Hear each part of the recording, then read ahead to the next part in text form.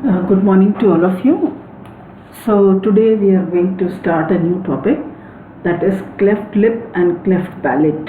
Okay, cleft lip and cleft palate. So this is one of the congenital malformations which occurs in children. ठीक है, बच्चों में होने वाले congenital malformations है cleft lip and cleft palate. ये diagram आप देख रहे हैं. ठीक है, so this is cleft lip. Okay, cleft मतलब यहाँ जो space है, this is called as cleft. Now cleft lip and cleft palate are facial and oral malformations that occur very early in pregnancy while the baby is developing it inside the mother. Okay, so cleft lip like cleft palate there are two malformations. One is facial, second is oral. ठीक है, दो malformations है. कहाँ पर है? Face में भी है and it may also extend inside the oral cavity. ठीक है, so these are facial also and also oral also. So ये कब हो रहा है? It occurs, these malformations occur very early in pregnancy. Okay, second is clefting. Clefting मतलब that space results when there is not enough tissue in the mouth or lip area and the tissue that is available does not join together properly. Okay, cleft क्यों बन रहा है? Because जो tissues available है they are not joining with each other properly. ठीक है, lip का tissues join नहीं हो रहा, so it helps in formation of cleft lip. Palate का tissues नहीं join हो रहा है, so this causes the formation of cleft palate. Okay, so there may be cleft lip and cleft palate. They can occur together also, but they can also appear alone. क्या मतलब है इसका? कि you may have cleft lip alone, you may have cleft palate alone, you may have combined also. Cleft lip भी और cleft palate combined भी हो सकता है. तो you can have any of these options. Cleft lip अकेले, cleft palate अकेले, cleft lip और cleft palate combined में. These three हो सकता है. Okay. Now we'll study the definition. Cleft lip, it is a physical split or separation of two sides of the upper lip and appears as a narrow opening or gap in the skin of the upper lip. Okay, so this separation often extends beyond the base of the nose and includes the bones of the upper jaw or the upper gum. ठीक है, क्या मतलब है? Can you see this? There is a split where in the two sides of the upper lip. Upper lip के दोनों side में यहाँ पे स्पेस है. ठीक है, now this space अभी जैसे डायग्राम में यहाँ दिख रहा है, so here it is only lip, but this can extend. कहाँ तक? It can extend till nose or it can extend till the upper jaw or upper gum. ठीक है, तो cleft lip can be as small as a simple gap between the upper lip और ये extend हो सकता है base of the nose में.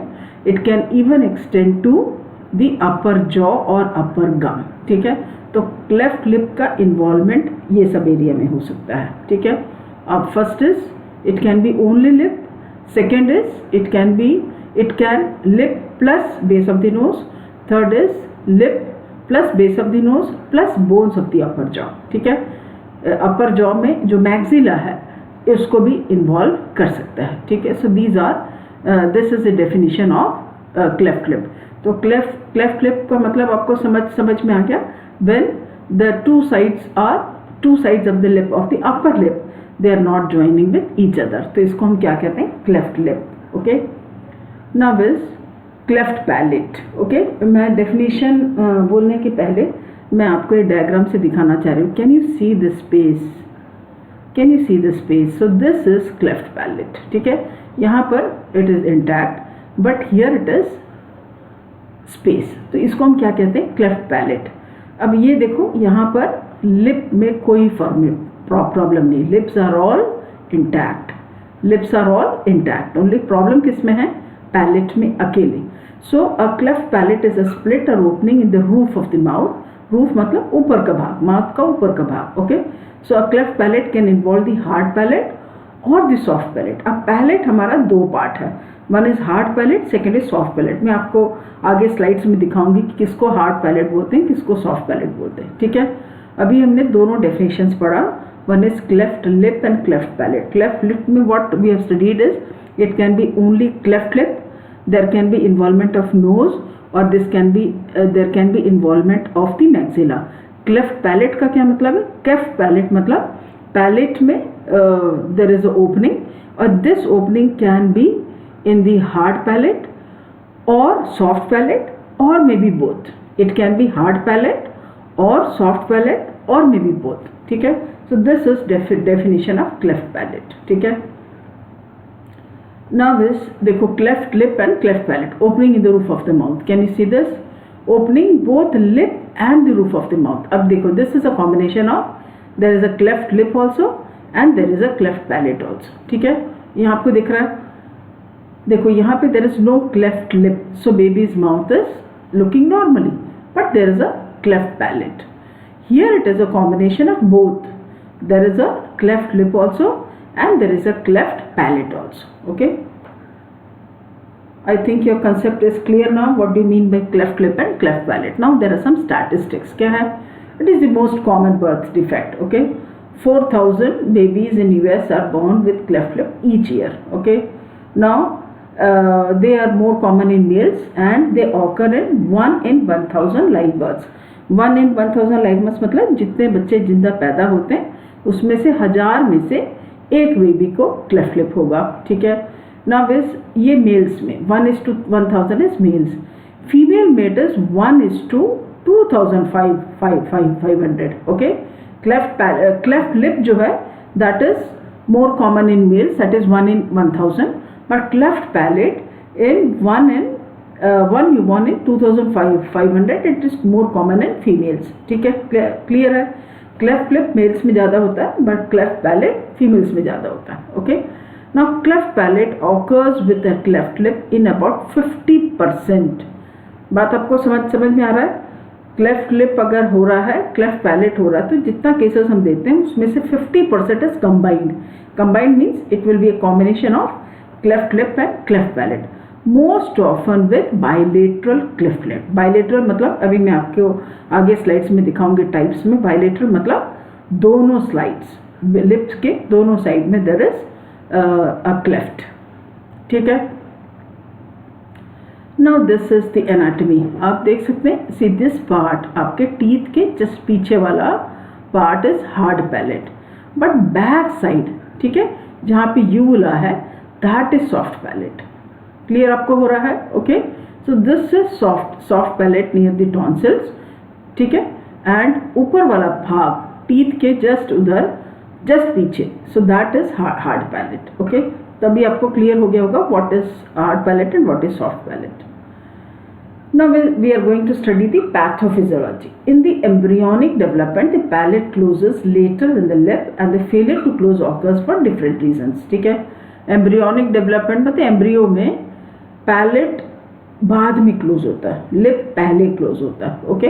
सो that is first point, palate closes later than the lip and failure to close occurs for different reason, अलग अलग reason से this deformity is there. So cleft lip and cleft palate defects results from failure of the maxillary and pre-maxillary processes. मैं आपको बताऊंगी what do you mean by maxillary. I will show you slide for what is maxillary and what is pre-maxillary. And ये दोनों process maxillary and pre-maxillary they fuse during 5th to 8th week of intrauterine life. बात आपको समझ में आ रहा है? Cleft lip और cleft palate मैक्सिलरी और प्री मैक्सिलरी प्रोसेसेस आपस में जुड़ना चाहिए। कब जुड़ना चाहिए? 5th to 8th week of intrauterine life, पर ये जुड़ता नहीं, इसके कारण there is cleft lip and cleft palate, okay. फिर इधर लिखा है cleft may be a simple notch, simple मतलब एक छोटा सा कट से लेकर it can extend to the floor of the nose. So this can be a very simple defect but it can be a complex defect involving the nose, floor of the knows, okay. So the child born with cleft palate but with an intact lip does not have any external disfigurement. मैंने आपको पहले slides में दिखाया था, ठीक है। अगर बच्चे को सिर्फ क्लेफ्ट पैलेट है तो एक्सटर्नल अपीयरेंस में कोई प्रॉब्लम नहीं रहेगा, because the externally we see only the lip and if the lip is intact, so the child का अगर सिर्फ क्लेफ्ट पैलेट है, there is no cleft lip, then there is no external disfigurement. Now this is what I was talking about, pre-maxillary, maxillary। देखो इसको हम क्या बोलते हैं? प्री मैक्सिलरी और ये मैक्सिलरी है, ठीक है। अब ये इस डायग्राम में देखने से they all grow, premaxilla grow हो गया, और मैक्सिलरी भी इधर से भी ग्रो हुआ, इधर से भी ग्रो हुआ, and then they join with each other. अगर ये ऐसा हो गया है तो there is no cleft palate, okay. पर ऐसा नहीं हुआ तो there is formation of cleft palate. Clear है आपको? Now this in 8 week embryo there is still no roof of the mouth. 8 week में रूफ बना नहीं है, okay. The tissues that are to become palate are 2 shells running from front to back of the mouth, projecting vertically downwards on the either side of the tongue। ठीक है, 8 weeks में क्या हो रहा है? रूफ बना नहीं है। अभी जो मैंने मेरा डायग्राम दिखा, it is only that tissues that are to become palate. अभी हमने देखा processes pre maxillary and maxillary process. ये मैक्सिलरी प्रोसेस शेल्फ के जैसा है, सामने से पीछे की तरफ जा रहा है, ओके। सो दे प्रोजेक्ट वर्टिकली, ठीक है, वर्टिकली डाउनवर्ड्स की तरफ जाता है on the either side of the tongue. Either side of the मतलब टंग के दोनों साइड। अभी हमने डायग्राम में देखा, ठीक है, 2 प्रोसेस है दोनों साइड से, they run from front to back, okay. So the shells move from vertical to horizontal. पहले वर्टिकल पोजीशन में रहता है, फिर हॉरिजॉन्टल हो जाता है, और इनका फ्री एजेस मिलके और बीच में ज्वाइन हो जाता है। So this is normal things which are taking place. Later bone forms within this tissue to form to hone palate. जब ये जुड़ गया तब क्या होता है? बोन फॉर्म जाता है, जिसको हम क्या कहते हैं? Hard palate. और ये हार्ड पैलेट 10th वीक तक बन के रेडी है। पर कभी कभी ये नहीं हो पाता, पर कभी कभी ये प्रोसेस नहीं हो पाता। That is why this leads to the formation of cleft lip and cleft palate. ठीक है, I think pathophysiology is clear to you. I would like to just explain once again. So what happens is 5th to 8th week there is a cleft lip and cleft palate defects occur, because that is the time when pre-maxillary and maxillary process they are developing. Okay, so cleft may be a simple notch or it may extend to the roof of the mouth, and children who are born with only cleft lip they do not have any external disfigurement. ठीक है, ये मैंने आपको बताया, ये pre-maxillary है और ये maxillary है। ये और ये मतलब देखो, ये जो है दे पहले वर्टिकली ग्रो करता है, फिर हॉरिजॉन्टली ग्रो करेगा, ये पीछे की तरफ आएगा, and they all with join. यहाँ भी ज्वाइनिंग है, यहाँ भी ज्वाइनिंग है, यहाँ भी ज्वाइनिंग है। अगर ये सब अच्छे से हो गया तो बहुत अच्छी बात है। There is no formation of cleft lip and cleft palate. Okay, 8 weeks में रूफ बना नहीं है। Okay, it is just growing. तो व्हाट हैपेंस इज पैलेट दो शेल्फ के जैसा है, they run front to back, सामने से पीछे की तरफ ग्रो होता है। ठीक है, टंग के दोनों साइड में, एंड वर्टिकल पोजीशन से they grow in horizontal position. ठीक है, और आपस में जुड़ जाता है। ठीक है, अगर ऐसा नहीं जुड़ा सो दिस कॉजेज, और ये जो बोन है which forms within this tissue, इसको हम हार्ड पैलेट बोलते हैं, and this hard palate is form by 10th week. अगर ऐसे नहीं हुआ, this causes the formation of cleft lip and cleft palate. Now there are types of cleft lip. Okay, अलग अलग cleft lip है। Now what are those? First is, word से पता चल रहा है, incomplete unilateral। Unilateral का क्या मतलब है? एक साइड। Bilateral का मतलब दोनों side. Now what is incomplete? मतलब unilateral complete नहीं है। What do you mean by that? We'll study. The cleft lip appears only on one side of the lip and does not continue into the mouth. Okay, सिर्फ lip में है पर mouth के अंदर में कोई डिफॉर्मिटी नहीं है। That is called as incomplete unilateral. The cleft lip appears only on one side of the lip and does not continue. What is complete unilateral? Complete unilateral का क्या मतलब है? वो मतलब बिल्कुल सही है। Cleft lip occurs in one side of the mouth and continues into the mouth. ठीक है, cleft lip अगर सिर्फ लिप में ही सीमित है, it is called as incomplete unilateral। एक साइड में है, सिर्फ लिप में है, मुंह के अंदर नहीं गया डिफेक्ट। अगर ये एक साइड में है और मुंह के अंदर डिफेक्ट चले गया, so that is called as complete unilateral. Same as complete incomplete bilateral. Bilateral मतलब दोनों साइड में है पर अंदर नहीं गया। The cleft lip appears on both sides and does not continue into the mouth. ठीक है, कंप्लीट का मतलब क्या है? Affects both side of the lip and continues into the mouth. ठीक है, can you see this? See this is unilateral cleft lip, ये एक साइड में। ठीक है, इसका क्या है? बाइलेटरल मतलब दोनों साइड। ये नॉर्मल बच्चा। ठीक है, ये एक साइड है, ये दो साइड है, और इस एक साइड में यूनिलैटरल इनकम्प्लीट किसको बोलेंगे, एक साइड है पर अंदर नहीं गया है defect, that is incomplete.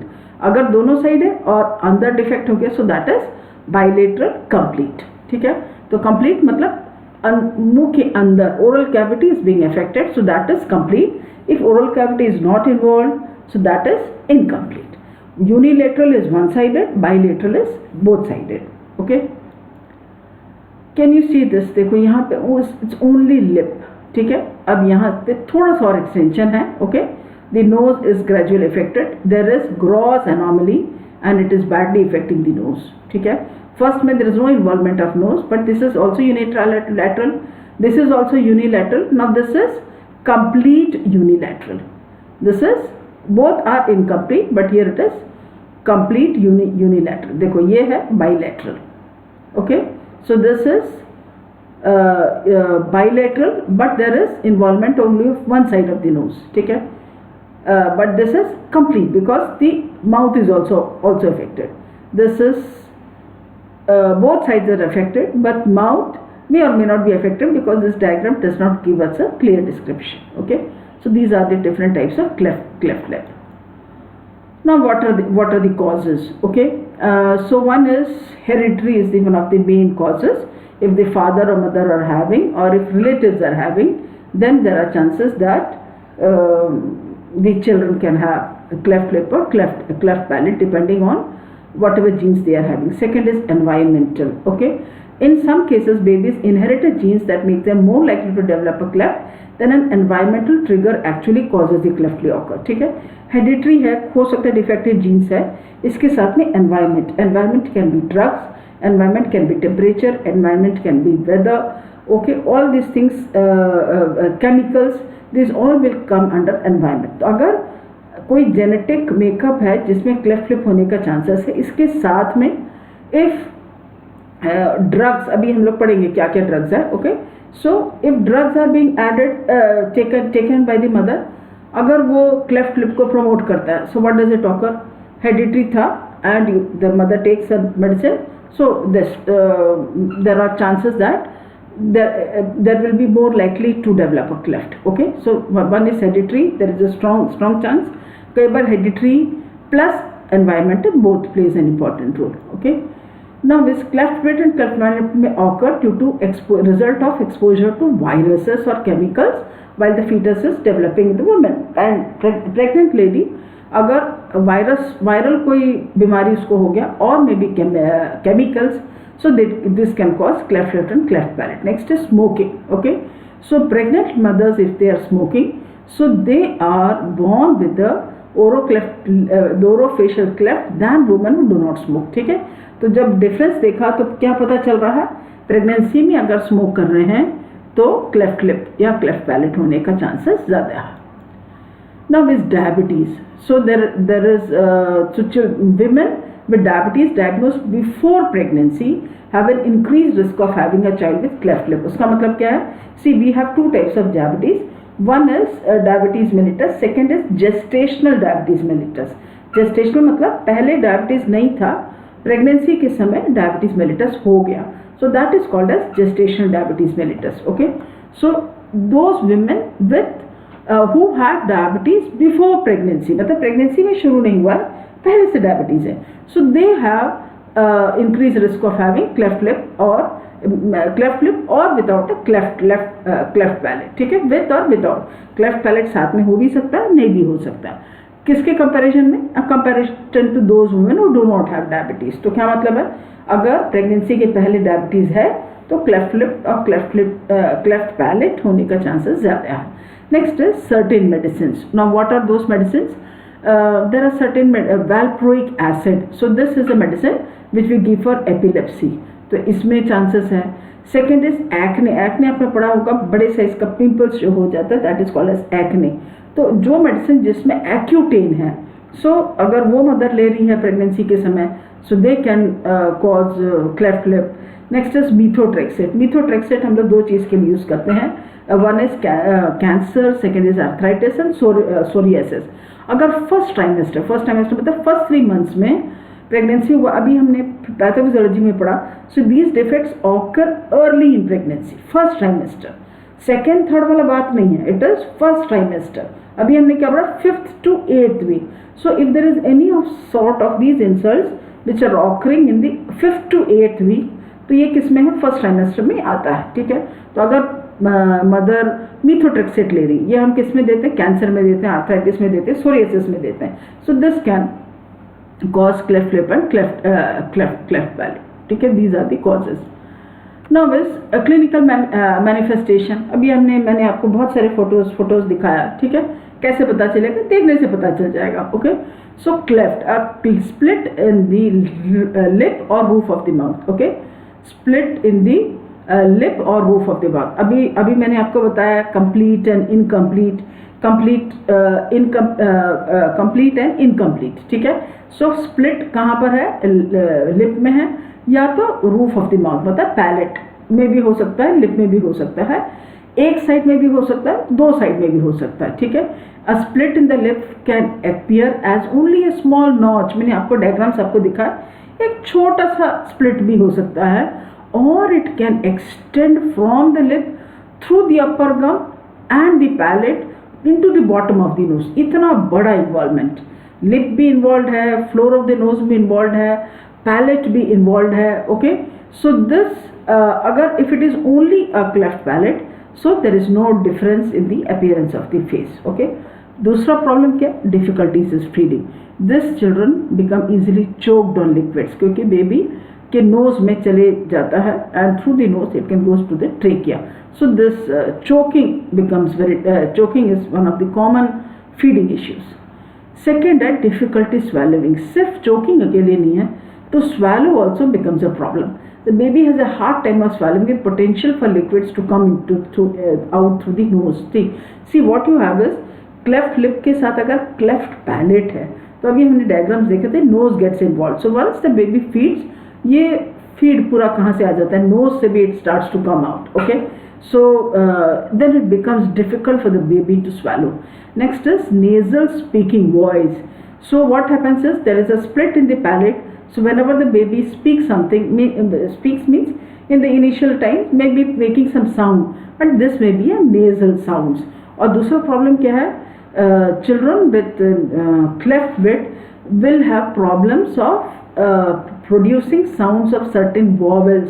Vowels का क्या है, A E I O U, A E I O U, इसको हम क्या बोलते हैं, vowels. तो ये vowels children with cleft lip and cleft palate को प्रॉब्लम होगा. ठीक है, so they will have problems of producing sounds. Okay, vowels ठीक से pronounce नहीं कर पाएंगे.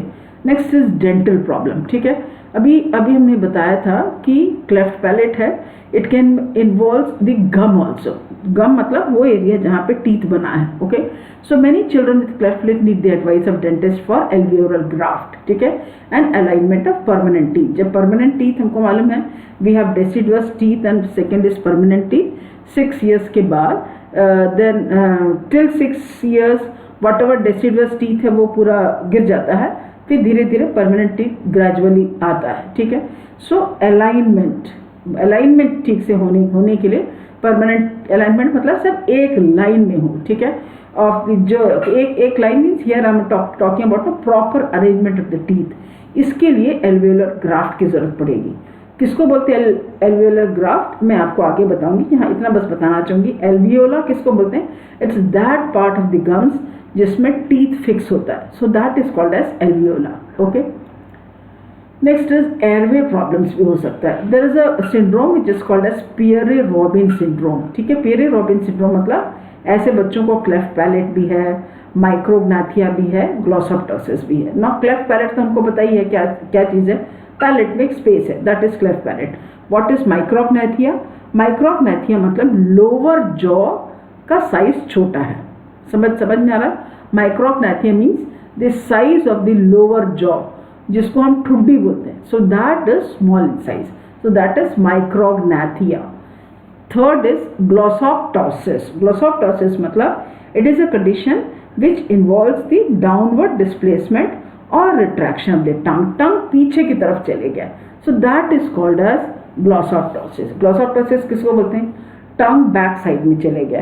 सो दैट इज, अगर ये तीनों हो एक साथ हो रहा है तो ये क्रोमोसोमल डिफेक्ट है, जिसको हम क्या कहते हैं? Pierre-robin syndrome. सो अगर बच्चे को पियरे-रॉबिन सिंड्रोम है तो बिकॉज टंग बैक साइड में है, तो what happens is tongue falls back and affects the respiration. मैं जो बोलना चाह रही समझ में आ रहा है? बेबी को देखो 2-3 चीज़ है। One is cleft palette, cleft palate है, और दूसरा है लोअर जॉ का साइज छोटा है, एंड टंग जो है it is placed backwards. So what happens is easily, क्योंकि जॉ भी छोटा है, सो टंग इजीली फॉल हो जाता है पीछे की तरफ, और जब टंग फॉल होगा पीछे की तरफ तो व्हाट हैपेंस इज रेस्पिरेशन लेना बहुत मुश्किल हो जाएगा। So that affects the respiration. Okay, next is psychological. Now you can imagine, देखो जो फोटोज मैंने आपको दिखाया, photo if anybody has any baby who is born like this very badly affects the parents, very badly, because they are shocked to see a baby with this defect, क्योंकि externally दिख रहा है, especially with cleft lip and cleft palate. Okay, next is assessment and diagnostic findings.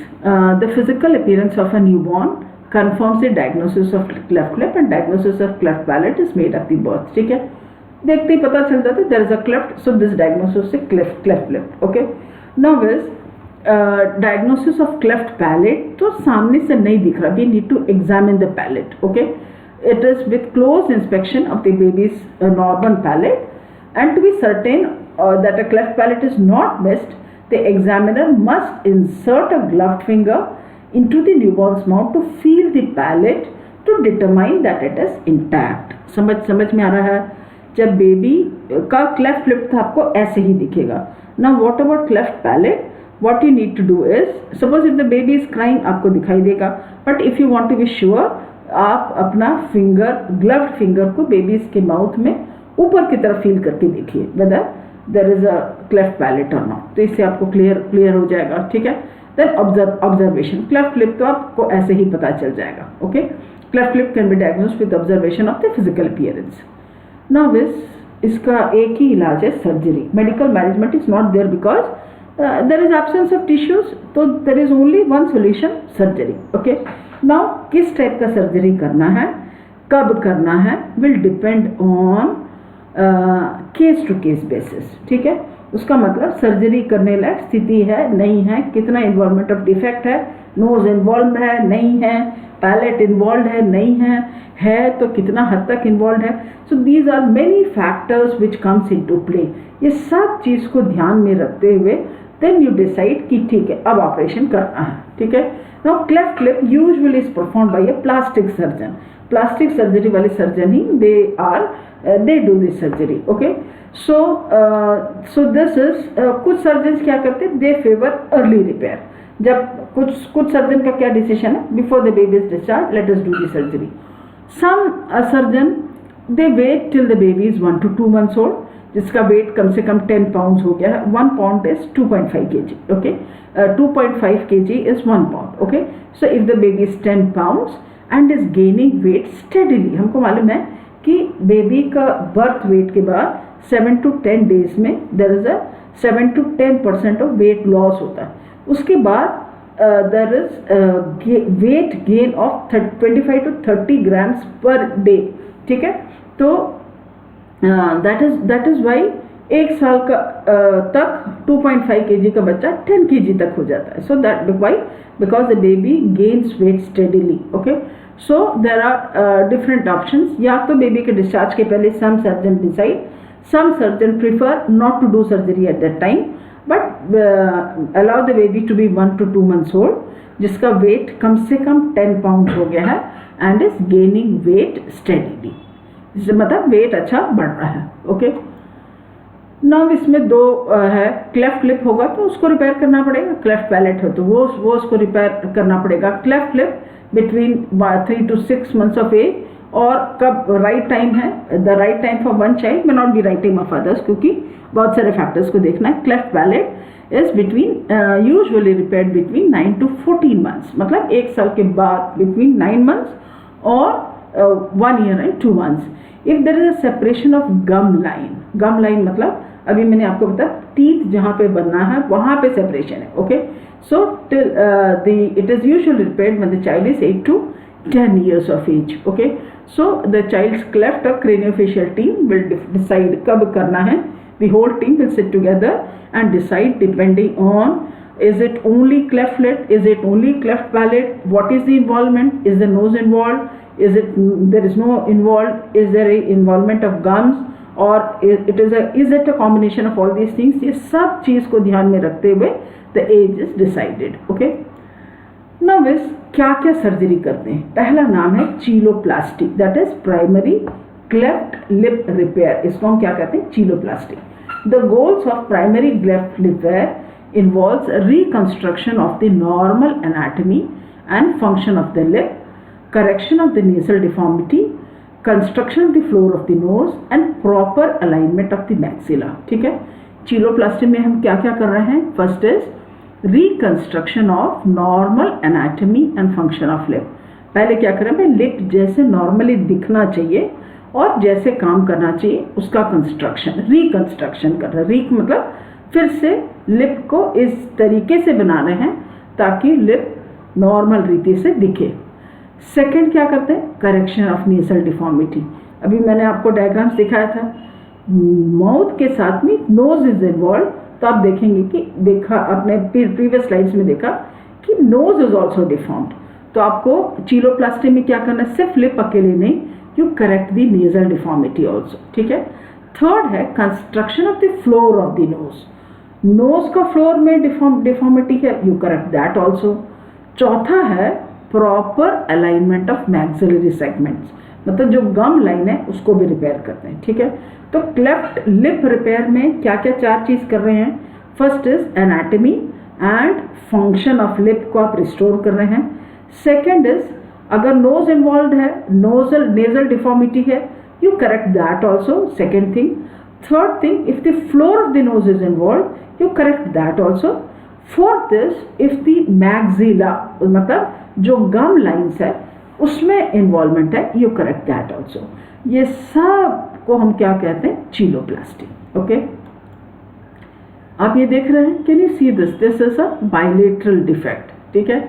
अब now this is after surgery, can you see this. ठीक है. तो ये baby का नोज इतना इन्वॉल्वमेंट नहीं था, it is only just a bilateral. तो what you do is you have this is the post operative and after healing, this is how the baby looks. And see this great change in the appearance. Can you see this baby? The same baby after surgery is looking like this. So this is surgical approaches does a wonderful work in terms of appearance of the child, in terms of functions, in terms of feeding, in terms of swallowing. All these issues can be solved with surgery. Okay. So this is cleft lip repair. ये भी cleft lip before surgery. C this is how the lip was being seen. ठीक है. तो यहाँ पे nasal deformity थोड़ा है. Okay, it is just involvement. अभी देखो सर्जरी के बाद this is how it is looking. ठीक है. ये पूरा क्लोज हो गया है and this is how it is looking. Cleft lip immediately after surgery. Okay. Now is cleft palate. ठीक है. Cleft palate is called as palatoplasty. क्या बोलते हैं इसको, palatoplasty. Okay. The objective of this procedure is to close the palate defect and create an adequately functioning velopharyngeal mechanism for normal speech production. ठीक है. पैलेटोप्लास्टी क्यों कर रहे हैं, पैलेट को करेक्ट करना. इसके साथ में we have a mechanism which is called as velopharyngeal mechanism. ठीक है. for normal speech production, normal speech करना है तो ये मैकेनिज्म होना क्या है, velopharyngeal. It's a very simple thing. क्या है इसमें, I will show you slide just after this. Velopharyngeal mechanism का क्या है, वेलम और फेरिंग्स के बीच में एक टाइट सील बनना चाहिए. टाइट सील मतलब ये दोनों आपस में ऐसा जुड़ना चाहिए कि ओरल कैविटी और नेजल कैविटी अलग अलग हो जाए. समझ में आ रहा है. वेलम एक स्ट्रक्चर है, pharynx एक स्ट्रक्चर है. These both structures have to join together during speech. ये speech में होता है. They join together and they join together in such a way कि oral cavity और nasal cavity अलग अलग हो जाता है. ठीक है. So during speech normal velopharyngeal closure is necessary to be able to produce an oral speech. Oral speech में बेबी को अगर ठीक से बात करना हो तो वेलम और फेरिंक्स ज्वाइन होना है. ठीक है. So that is called as velopharyngeal mechanism. What is velopharyngeal mechanism? Velar or pharynx should fuse with each other during speech, and this is very important to produce oral speech. ठीक है. अब ये diagram देखो. See, this is velum. ये है velum और ये है pharynx. ये दोनों आपस में जुड़ेगा तभी स्पीच डेवलप होगा. ठीक है. ये है velum, ये है pharynx. ये दोनों को साथ में ज्वाइन होना है. ओके. नाउ इस दूसरा सर्जरी. अभी हमने 2 सर्जरी पढ़ लिया. वन इज चीलोप्लास्टी क्लेफ्ट लिप के लिए, पैलेटोप्लास्टी क्लेफ्ट पैलेट के लिए. ठीक है. इसको छोड़कर और सर्जरीज हैं. Third surgery is called as Z plasty. इसको हम लोग फेरेंजियल फ्लैप भी बोलते हैं. ठीक है. सो जेड प्लास्टी में क्या है? Pharyngeal flap. The purpose of Z plasty और pharyngeal flap procedure is to decrease hypernasality and nasal emissions evident in speech. कभी कभी क्या होता है, pharynx का जो cleft palate का involvement ऐसा है that nasal speech आ रहा है. मतलब जो भी बेबी बात कर रहा है कैसा आ रहा है? नाक से आवाज आ रहा है. सेकेंड इज नाक से emissions. emission मतलब कुछ ना कुछ secretion निकलते जा रहा है. अगर ऐसा प्रॉब्लम है, that is the floor of the nose is affected and it is extended beyond. Floor of the nose is also affected. Second is cleft palate is also there. ठीक है. तो ऐसे में हमको क्या करना पड़ेगा? जेड प्लास्टी. मैं आपको आगे स्लाइड्स में दिखाऊंगी how it looks. तो ये क्लेफ्ट पैलेट में we do this Z plasty और फेरेंजियल फ्लैप. फेरेंजियल फ्लैप मतलब फेरिंक्स के फ्लैप को आप उसको डिक्रीज करते हैं ताकि नेजल वॉइस और नाक से जो एमिशंस होता है, एमिशंस मतलब नाक से निकलना, secretion, so that becomes less. कब ये स्पीच के समय निकलते रहता है, so that becomes less. Next is fistula repair. Now what is fistula repair? After palatoplasty is perform the tissues में heal in such a way that there is still abnormal opening which is called as fistula. Palatoplasty तो कर दिया, पर कभी कभी जब ये heal होता है तब क्या होता है? ऐसा हील होता है कि गैप रह जाता है. So that is called as a fistula. अगर ऐसा है तो what happens is whenever the child is eating that food particles में come out of the nose. So this creates a problem. बात आपको समझ में आया? पैलेट आपने रिपेयर किया पर हील हुआ तो ऐसा हुआ कि थोड़ा सा गैप रह गया, some hole is there. So that is called as fistula. If that is there then the fistula has to be repaired. ठीक है. तो वन इज जेड प्लास्टी और pharyngeal flap, second is fistula repair. See this is Z surgery. ये आपको दिख रहा है shape. ठीक है. So this is cleft palate पहले जो था, and now this is Z flap. Okay. इसको छोड़कर alveolar bone graft. Alveolar bone graft का मतलब क्या है? Alveolar cleft repair is secondary cleft procedure performed when there is insufficient bone in the area of alveolar या gum line. मतलब हम लोग ने पैथोफिजियोलॉजी में पढ़ा था कि जब ये 5th to 8th वीक में प्रोसेस आपस में जुड़ता है तब वहाँ पे बोन फॉर्म होता है which is called as hard palate. और एल्वियोलर भी बनता है जिसमें आपका टीथ अटैच्ड है. पर कभी कभी क्या है? There is no bone there. अगर बोन नहीं है तो नेचुरली गम भी नहीं बना है, गम नहीं बना तो टीथ भी नहीं बन पाएगा. Okay. So surgical repairs of the defect involves taking bone marrow from the patient's hip and grafting it to the cleft into the bony ridge. उसका मतलब क्या है? जहाँ पे cleft है, हिप से हड्डी को लेकर आप वहाँ पे ग्राफ्टिंग कर देते हैं. So that is called as alveolar bone graft. आपको समझ में आ रहा है? क्लेफ्ट पैलेट में गम लाइंस मिसिंग है. ठीक है. तो गम लाइंस को वापस पेशेंट के हिप से, हिप मतलब हिप बोन से बोन का एक छोटा टुकड़ा निकालकर गम में फिट करते हैं. So that is called as alveolar bone graft. Okay. Can you say this? इसको हम क्या कहते हैं? Upper alveolar ridge. अगर यहाँ पे गैप है तो क्या होगा? ये टीथ सीट से फॉर्मेशन नहीं हो पाएगा. सो दिस इज एल्वियोलस. तो क्या करना पड़ेगा? हिप से एक हड्डी लेकर इतना जोड़ना पड़ेगा जितना गैप है. Okay. So this was mainly, ये बाकी मैं दो बताना मैं नहीं फोकस कर रही. The main focus was this upper alveolar ridge. If this is missing, ठीक है, so this then you need to perform this alveolar graft. ठीक है. Now with dental speech appliance, अगर सर्जरी 3 साल से बाद हो रहा है, ठीक है, फिर डेंटल स्पीच आता है. अप्लायंस मतलब एक आर्टिफिशियल अप्लायंस है जिससे बच्चे को बात करने में मदद मिल जाएगा. So that is called as dental speech appliance. Okay. Now is what are the general feeding guidelines? Okay, what are general feeding guidelines? Okay, so general feeding guidelines, first is keep your baby upright. ठीक है, हम लोग ने breast feeding में पढ़ा कि baby को आपको हॉरिजॉन्टल रखना है. Okay, this was what we normally do during feeding. पर यहाँ पे आपको अपराइट रखना. अपराइट मतलब बेबी के सिर को ऊपर रखना है ताकि जो भी आप दे रहे हैं वो ग्रेविटी के द्वारा नोज में ना चले जाए पर नीचे चले जाए. Okay, so keep your baby upright when feeding and gravity will help the milk out of the knows. तो ग्रेविटी हमको मालूम है, ग्रेविटी के कारण नोज में नहीं जाएगा if the baby is kept upright. Second is aim the nipple towards the part of the palate that does not have the nipple. जो निपल है दिस अभी हम लोग पढ़ेंगे किस टाइप का बॉटल्स यूज करने का है. ब्रेस्ट फीडिंग अगर है तो you have to instruct the mother to have the nipple which does not have a cleft. मतलब जिस तरफ क्लेफ्ट नहीं है उस तरफ रखने के लिए. ठीक है, if possible. Then third is you have to observe कि बेबी का सकिंग स्वॉलोइंग पैटर्न कैसा है. ठीक है, there has to be 3 sucks followed by a swallow and a breath. अगर ऐसा हो रहा उसका मतलब उसका सकिंग और स्वेलोइंग सही है. कैसा होना चाहिए? 3 सक्स फॉलोड बाय, सक्स मतलब 3 बार सकिंग करेगा, उसके बाद स्वेलो करेगा, उसके बाद सांस लेगा. अगर ऐसा है so that is called as consistent. मतलब ये पैटर्न चलते रहेगा. So that is called as consistent sucking and swallowing pattern. ठीक है. Now is burp your baby often, every half to 1 ounce.